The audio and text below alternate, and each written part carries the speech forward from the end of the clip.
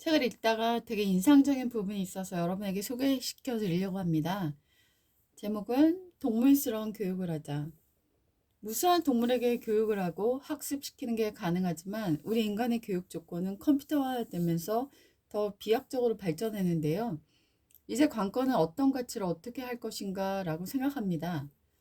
엄마 침팬지는 새끼 침팬지를 가르치지 않아요. 가르침은 없습니다. 단지 배움만 있어요. 새끼 침팬지는 옆에서 그냥 보고 배워요. 아프리카 서부 지역 가나와 코르디부아르에 사는 침팬지는 견과류를 깨먹는 데 돌을 이용합니다. 돌 하나를 받치고 열매를 올린 뒤에 다른 돌로 내리칩니다. 이 활동들을 새끼들이 옆에서 보고 배우는데요. 처음에는 잘하지 못합니다. 엄마 침팬지가 받침돌을 바닥에 까는 것을 보고 가져오긴 하는데 뚱뚱한 돌을 가져옵니다. 열매를 올려놓으면 계속 굴러 떨어지죠. 새끼들이 히야라고 이러면서 별거 다 해요. 시간이 한참 흐른 다음에야 원리를 터득합니다. 아마 그날 운이 좋게 평평한 돌을 찾았겠죠? 그 다음부터는 그 기억을 연구하는 평평한 돌을 가져다 놓습니다. 인간 부모 같으면 어떻게 했겠어요? 잔소리부터 했을 겁니다. 얘, 넌 머리를 왜 모시고만 다니니? 그러면 굴러떨어지니 평평한 돌 가져와. 우리는 그래서 배우는 속도가 빨라졌어요. 그런데 꼭 그렇게 배우는 게 최고일까요? 침팬지들은 일단 한번 배우면 정말 잘해요. 몸에 완전히 익힙니다. 반면 우리는 학교라는 공간을 만들고 아이들을 데리고 와 일방적으로 가르칩니다. 그중에 잘하는 아이도 있고 못하는 아이도 생기는데 못하는 아이는 왜 평평한 돌을 가져와야 하는지 이해하지 못한 채 다음 단계로 넘어갑니다. 계속 못할 수밖에 없어요. 동물의 세계는 선생님이 없는 것 같아요. 선생님이 있어도 적극적으로 가르치지 않습니다. 선생님은 그냥 거기 있고 아이들이 보고 배웁니다.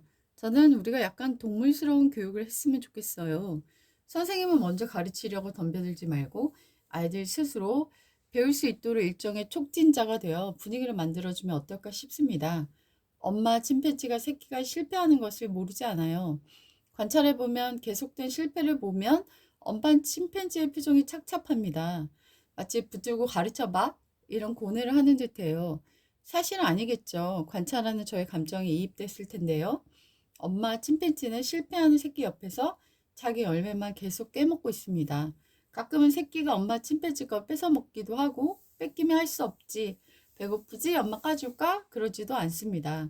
새끼는 배고프니까 어떻게든 기술을 익혀서 먹으려고 엄마 침팬지를 더 세심하게 관찰하겠죠. 마침내 자기가 혼자서 탁 깨먹는 순간이 오는 거예요. 우리는 아이를 너무 가르치려고 덤비는 게 아닐까요? 침팬지가 배우듯 몸으로 익히면 긴 인생이 훨씬 더 강력한 학습이 될 텐데 급하게 우겨 넣으려고 애쓰는 건 아닐까요? 그런 생각이 요즘 자주 듭니다. 벤자민 프랭클린은 나에게 말로 하면 잊을 것이요 가르쳐주면 기억할 것이며 참여하게 하면 배울 것이다 라고 말했다지요.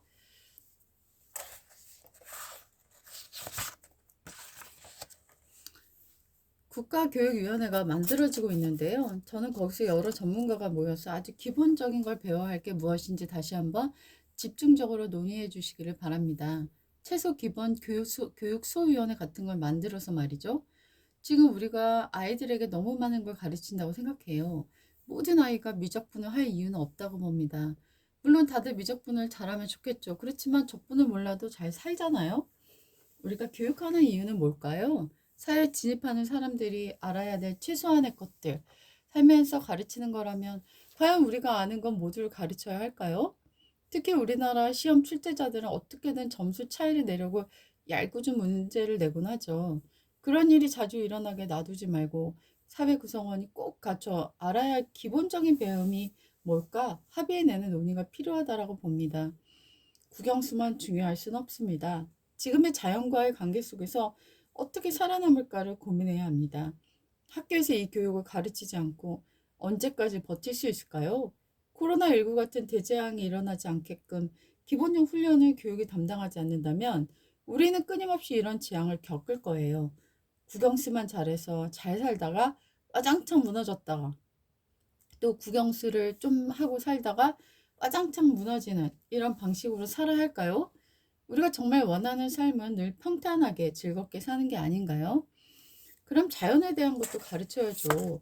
사회 초년병이 꼭 갖춰야 할 지식이 무엇이며 학교에서 어떻게 가르칠 것인가를 논의해 봐야 한다고 생각합니다.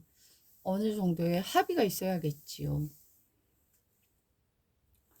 이 대목에서 저는 되게 많은 공감이 되었고요. 저도 수학을 못했던 수포자 중에 한 명이었는데 우리가 이런 함수나 이런 것들을 왜 배워야 될까 도저히 이해가 안 가더라고요.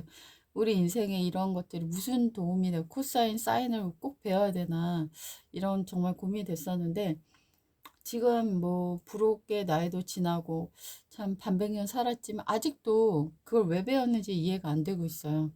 그 귀한 청춘의 시절 우리는 그 정말 인생에 별 도움 안 되는 학문 때문에 너무나 많은 고통과 스트레스 받으면서 살아왔잖아요.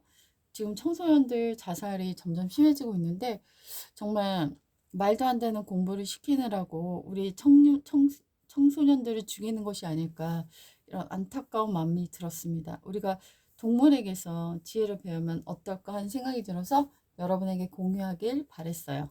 안녕히 계세요.